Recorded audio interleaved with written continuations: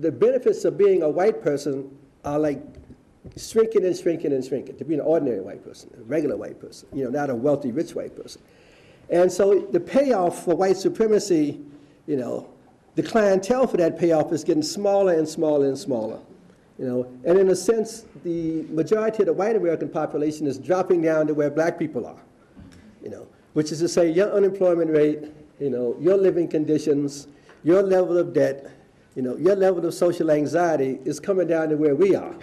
And I would like to say welcome to the club, or misery loves company, but I would prefer to think that once you comprehend that, there'll be a possibility of more joint action to correct that situation. Hello guys, welcome once again to AfriPost. I hope wherever you're watching us from, you're having a great time. Now, many times when we're talking about or discussing issues relating to racism, people tend to think that all we are going to touch is how racism has affected blacks and how it has disenfranchised black Americans. But then in today's video, we're going to handle things differently. I came across a clip here by one Professor John H. Bracey speaking about the cost of racism to white America. And this is something that got me thinking. How on earth have whites been affected by their own practiced racism? Let's watch this, then come back and share our thoughts together. But what I find is more effective in the recent years is to try to explain to white Americans what racism has cost them. Most people really aren't that concerned about, at a fundamental level, about the disadvantages that are placed upon African Americans. A lot of people rationalize those disadvantages or don't want to deal with them.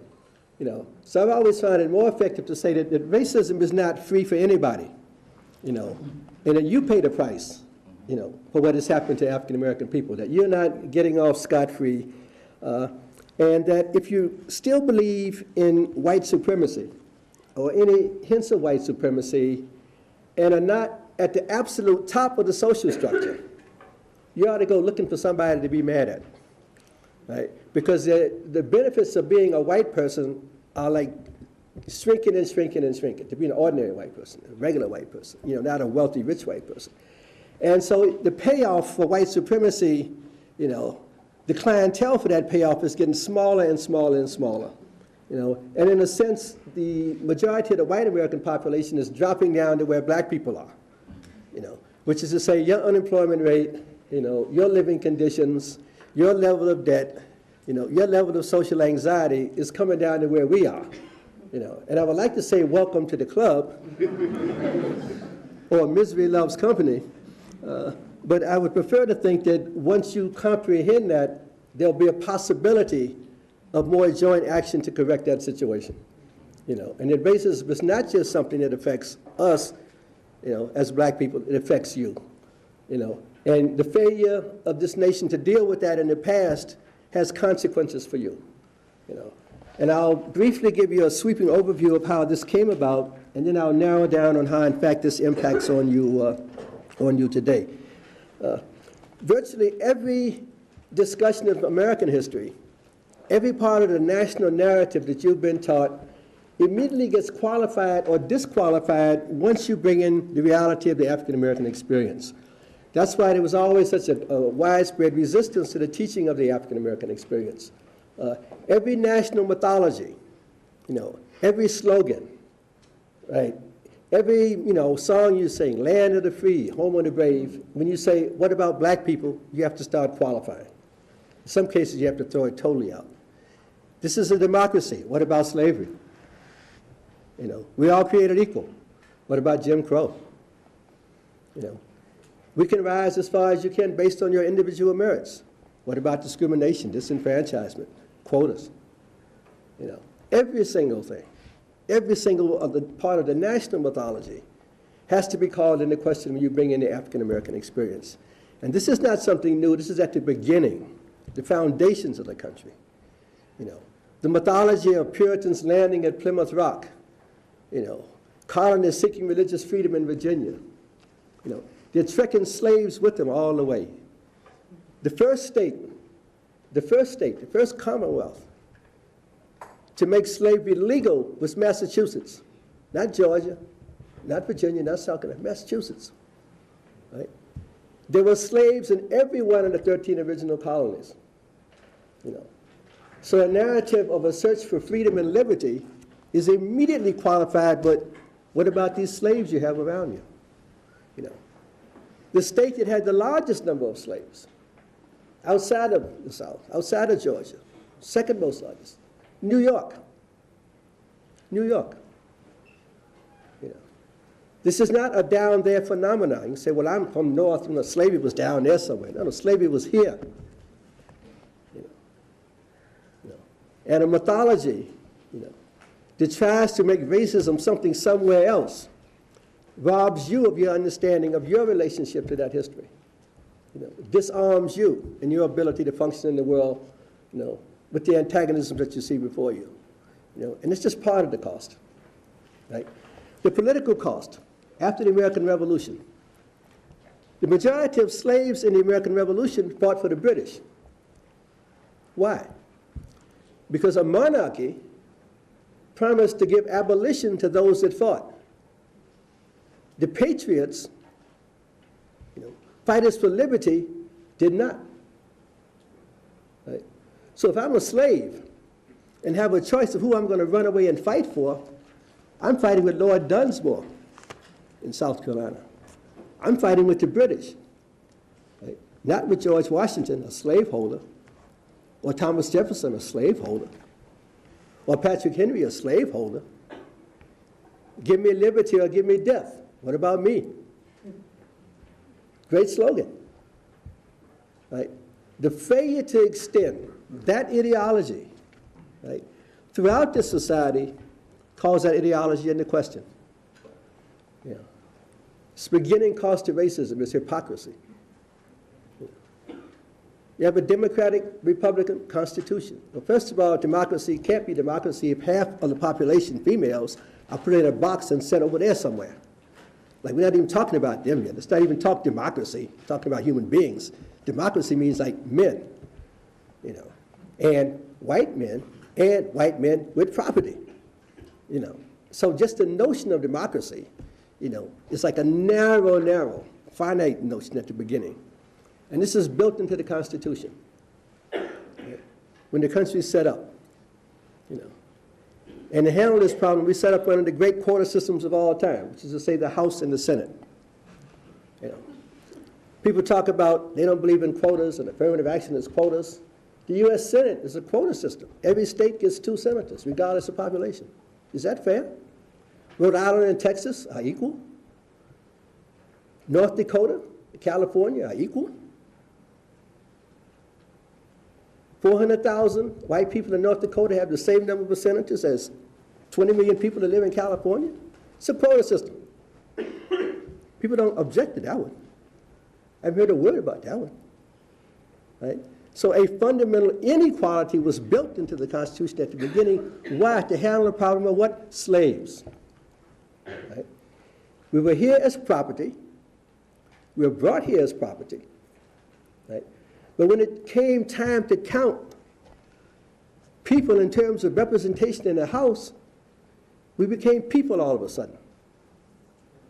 The same people that owned us and kept us on a list with horses and cows, you know, barrels of molasses, discovered when it came time to get political representation, we were people and should be counted for purposes of representation. Right?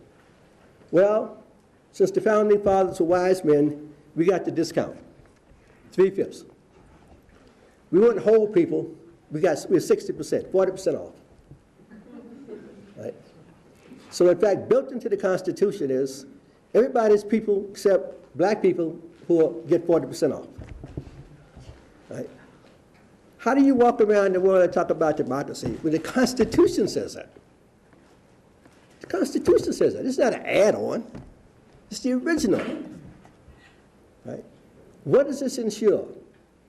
Right? Non-democratic representation in the national government of slaveholders. First presidents, Supreme Court justices, right? A national policy, right, that pursues slavery as a policy while talking freedom. Right? All of the major wars in this country down to the Civil War are fought to extend slavery. Yeah. The most expensive war before the Civil War was the war with the Seminoles, Florida, Alabama, swamps. Why? Slaves were running away, hiding among the native population. Creeks, Choctaws, Chickasaws, Cherokees, Seminoles. The native populations were fighting to maintain their freedom and their independence to keep those slaves with them as free people. This country spent $40 million fighting to exterminate Native Americans in the eastern part of the United States. When they couldn't exterminate, they shipped the Cherokee, the 5 civilized tribes they call them, on the Trail of Tears in 1842 out to the west, Oklahoma, reservations. They confined the Seminoles, who are still at war technically with the United States, into the Everglades in Florida. It's the most expensive war this country fought before the Civil War. Not about freedom, but to extend slavery. Right?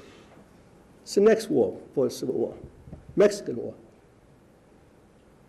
Remember the Alamo? Let's not remember the Alamo. They have yet to make a movie about the Alamo. They made another one trying to clean it up a little bit. Where's the movie that says that Jim Bridges a slaveholder? David Crockett's a slaveholder. Sam Houston is a slaveholder. Stephen A. Austin is a slaveholder. They are fighting to expand slavery into Mexico because Mexico had abolished slavery. Santa Anna may have been a dictator, but there was no slavery in Mexico, and slaves were running away from the South into Mexico to be free. Freedom-loving Texans carrying their slaves into Mexico said, you cannot bring these people here. We don't have slavery. What's the response to declare Texas independent? Not for freedom, but to expand slavery. Make that movie.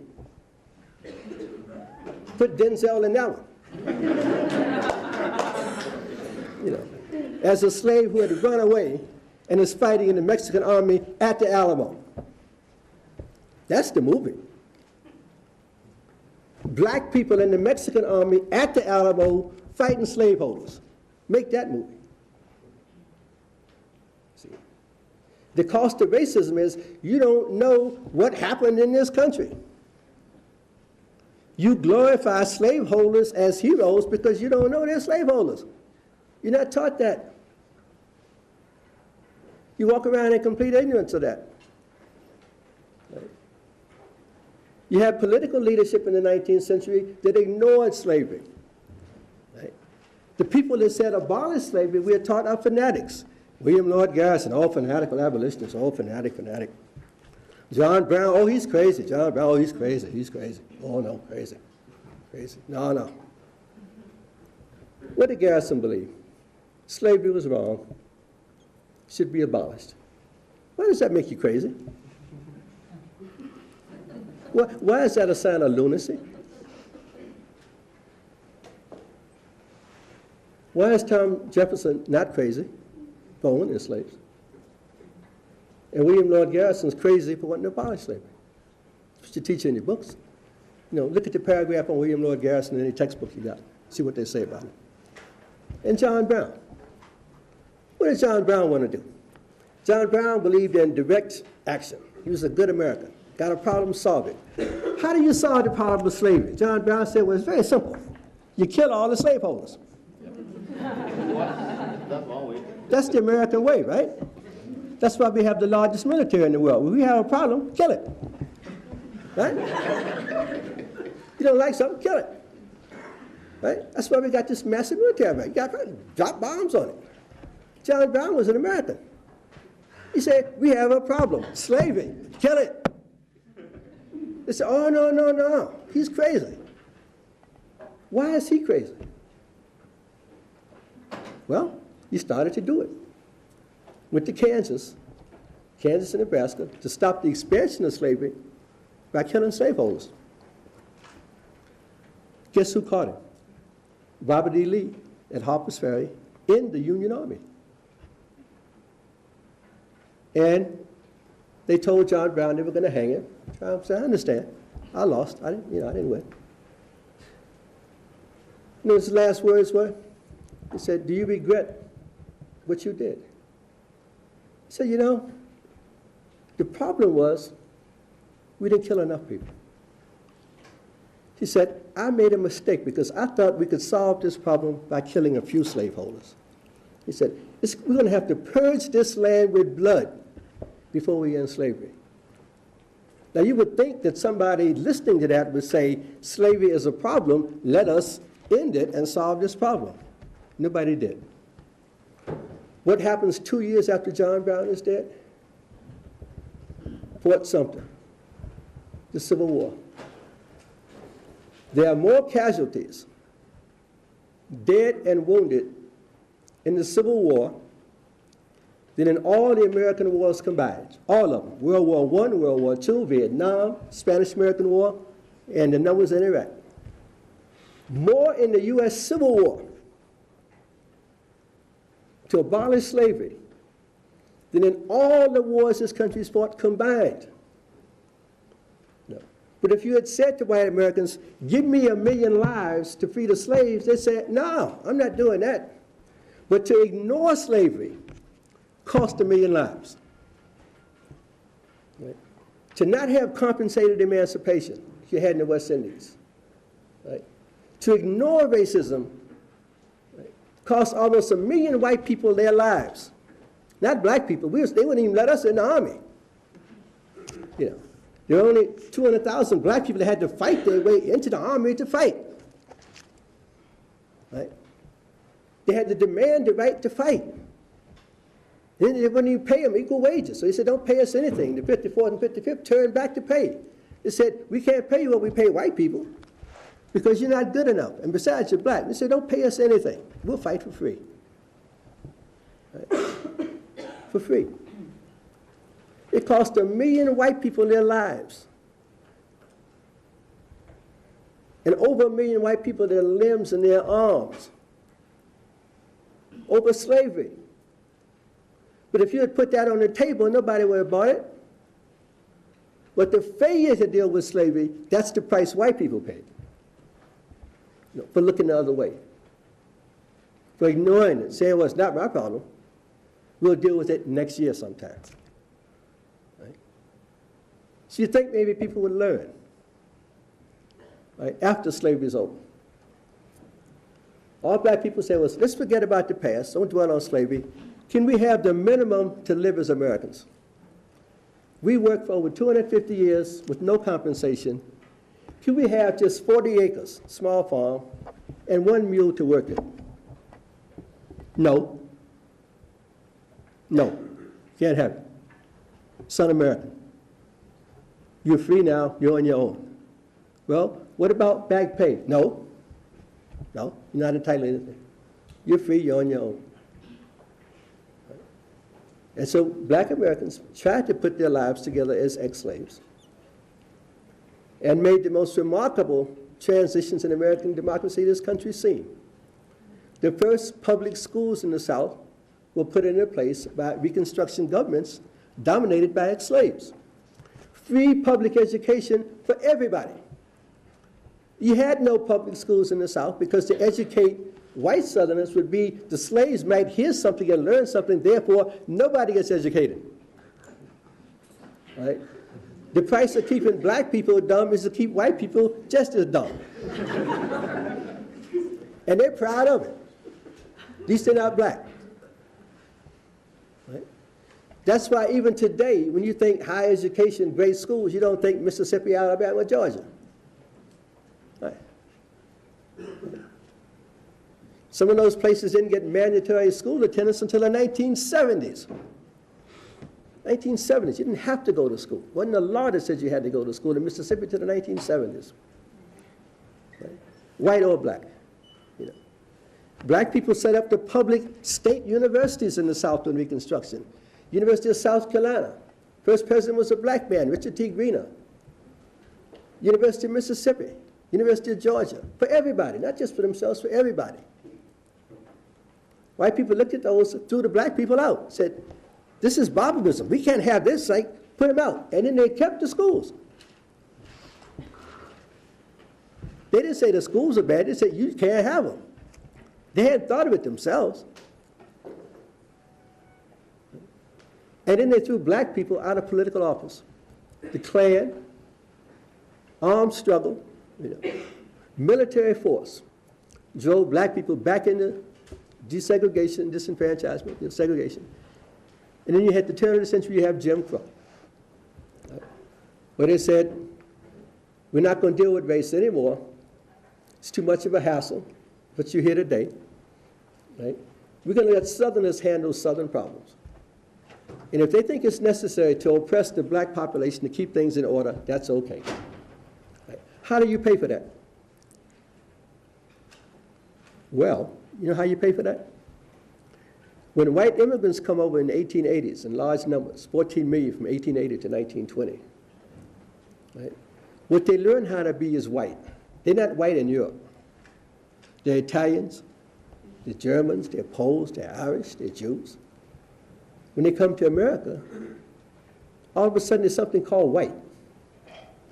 And they say, look, in America, regardless of how low you fall, there are black people up underneath you. So you know where you're better off when there's no black people around, right? Or if they're around, you're stepping on them. That way you know you're not at the bottom. And white immigrants, by and large, bought this. And they established organizations that were segregated. Trade Union Movement, American Federation of Labor, right? The Brotherhood of Railway Trainmen, Conductors, Firemen, Maintenance Away, whites only. Plumbers unions, whites only. Mechanics, whites only. Firemen, whites only. Policemen, white only. You know. To this day, there are only three black people in the electrical unions in the state of Massachusetts. 1, 2, 3. A legacy of that. We're not even going to talk about police and fire departments. We know about those. They're in the papers all the time. White only. Right?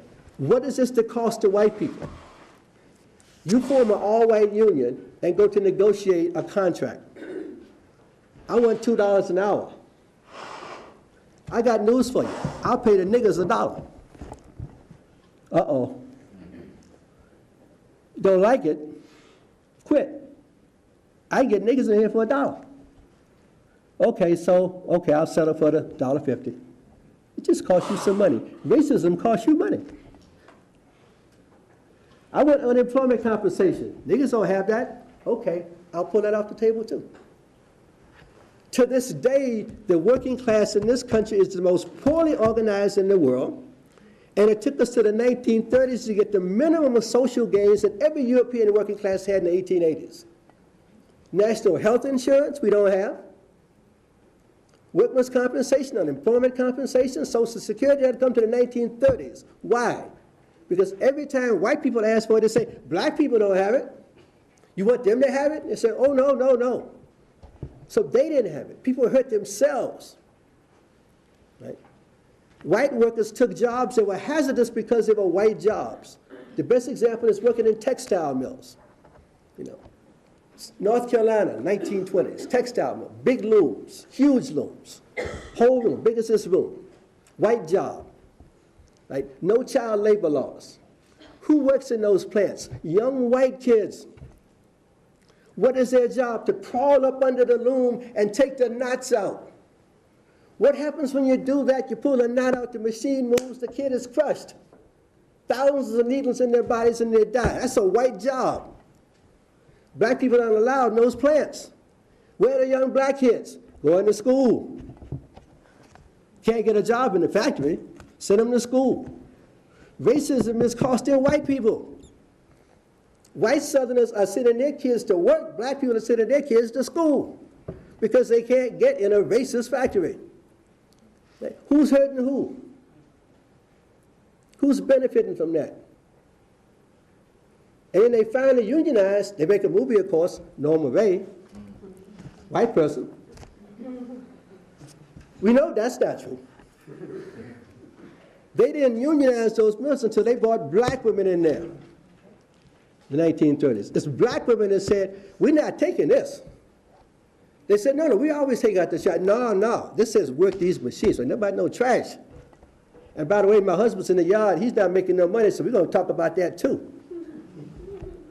You know, white women organized the textile workers in North Carolina.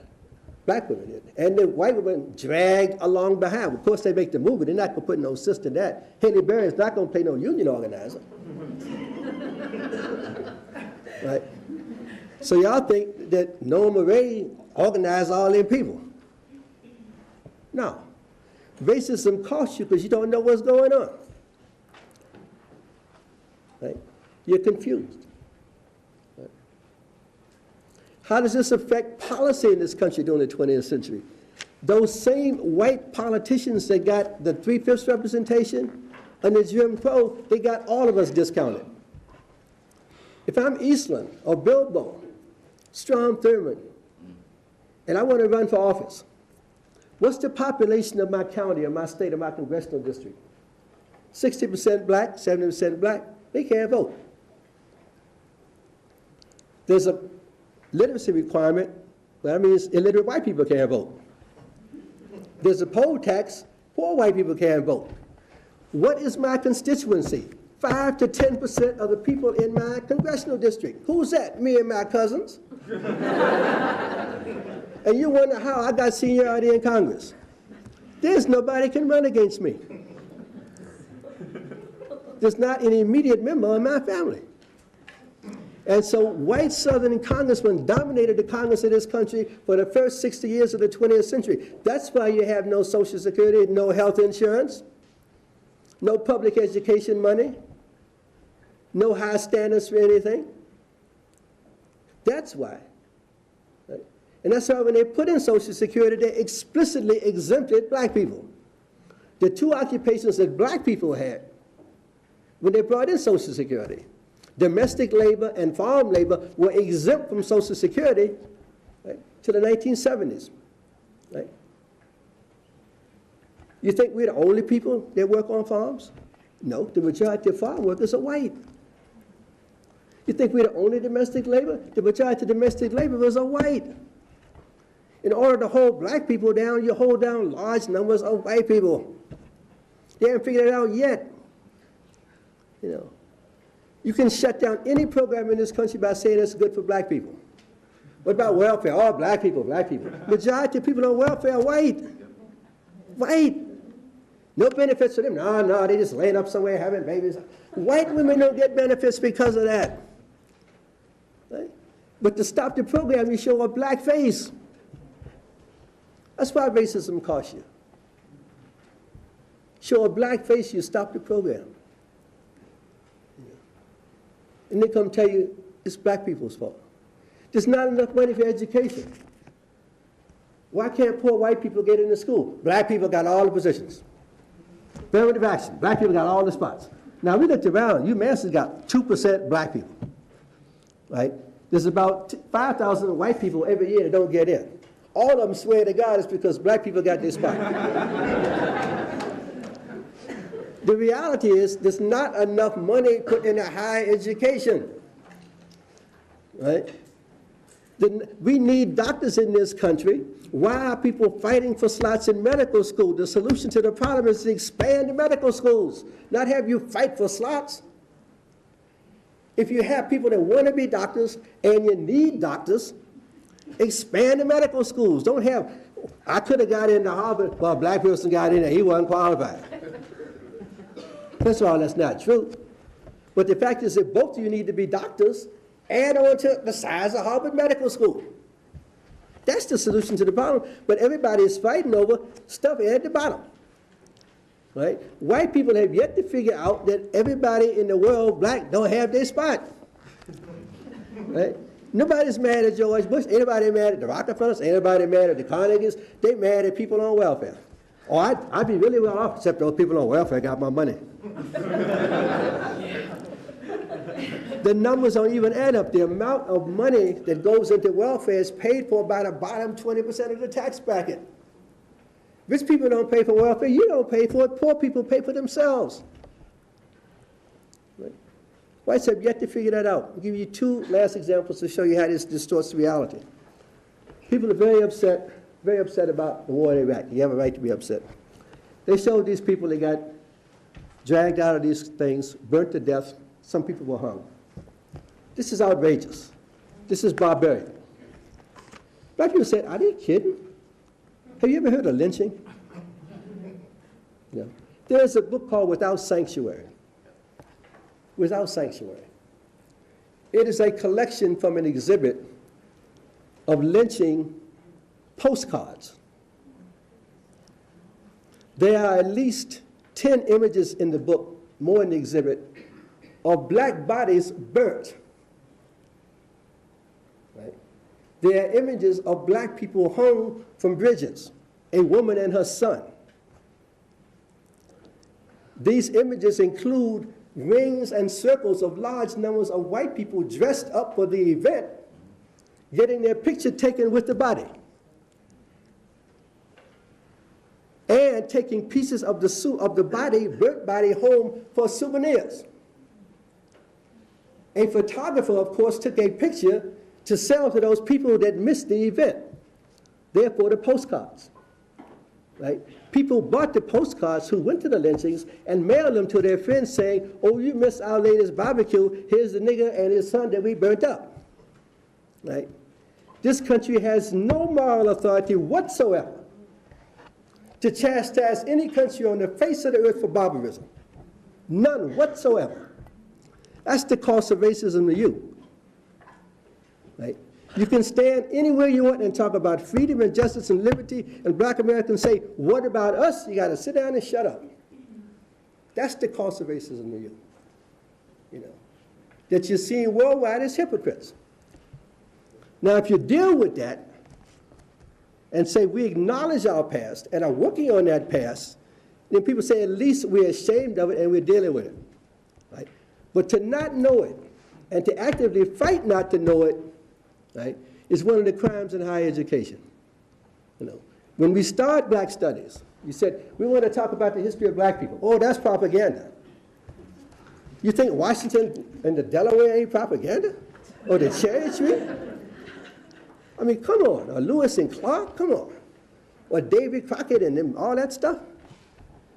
We're not talking about telling stories. We're talking about let's get this thing straightened out. You know. Let's get this thing straightened out. You know. It's 50 years since Brown. Americans claim they believe in equality and integrated education. They don't believe in either one. It's 50 years since Brown. Schools are neither integrated nor equal.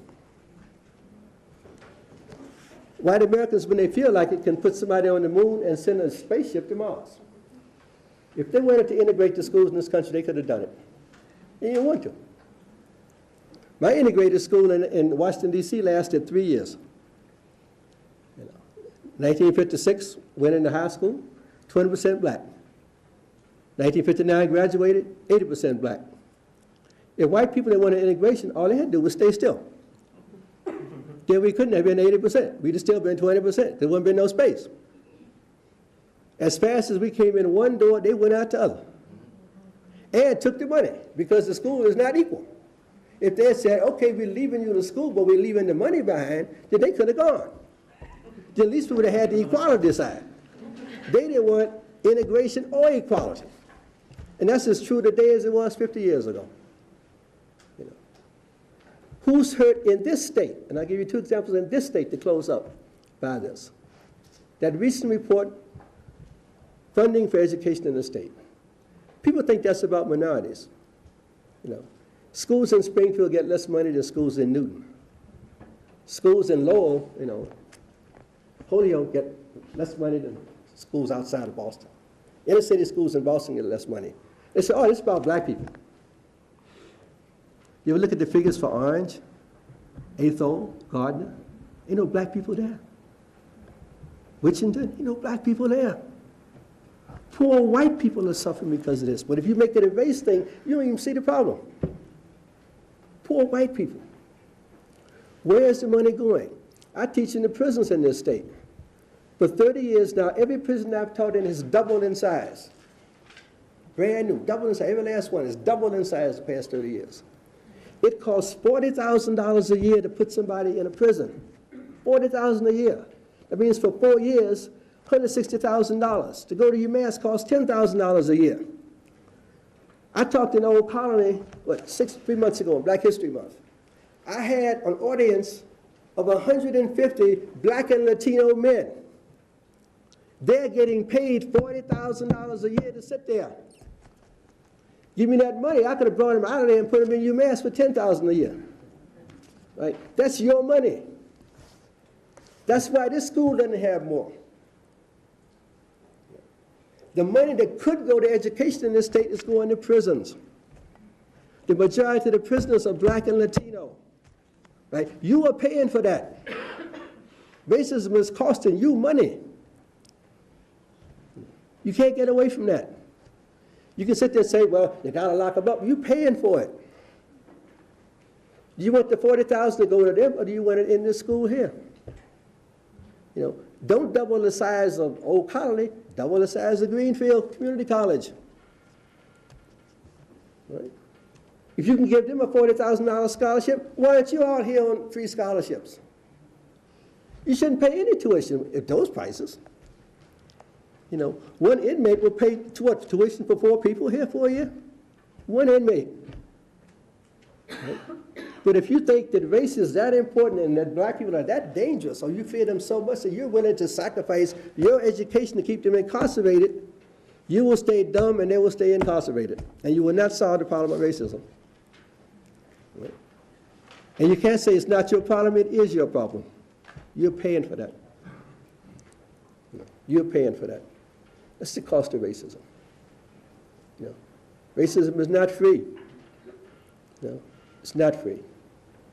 Yeah. Now I'll leave you with that one. I won't give you the last one, which I forgot. But I'll leave you. If I think of it again, I'll give it to you. That should be enough to get the point. Yeah. The point is that historically, the way race, I didn't even talk about the war. The war was the last one. We didn't talk about that. You know, that the military can suck up millions and millions and millions and millions and millions of dollars because the whole rest of the world is them. You know, that's how you pay for that. You paying for that. That's your money. Come on, money down the drain. That is seriously money down. That is money down a rat hole. You know, if all you know about the rest of the world is that they hate us and therefore kill them, you won't have a penny for this school to be, you know, Westover Air Base will still fly them C-5. Every one of them planes costs 5 times this building. Every one of them. You know. Somebody can walk into Congress and get an aircraft carrier faster than you can get a library. You're paying for that. You know. And if you buy into the notion, right, that the holding on to a vestige of white supremacy is that important that you're willing to pay for it, then you will live in a world that will have war, more war, and more war. You know, and the Civil War would look like a picnic. You know.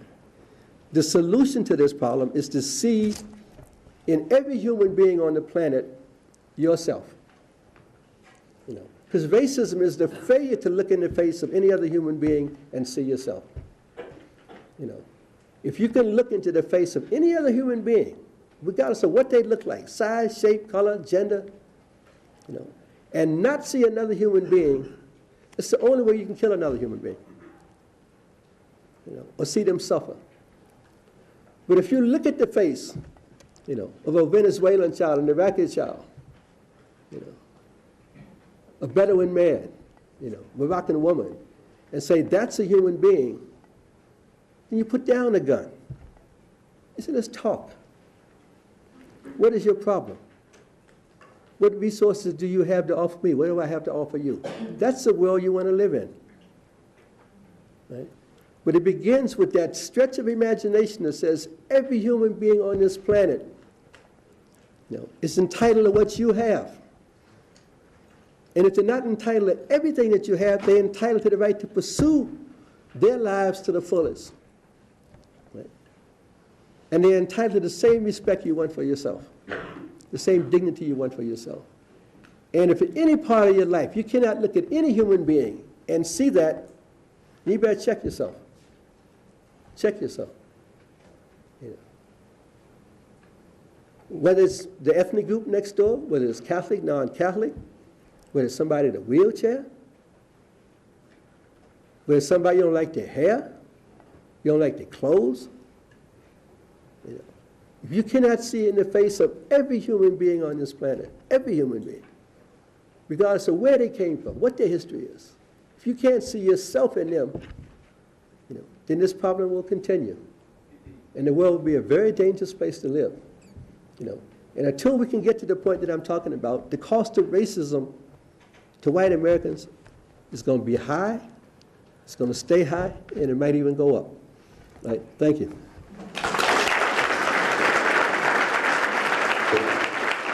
Now, Professor John H. Bracey has really spoken sense into that issue of racism in America and how it affects whites.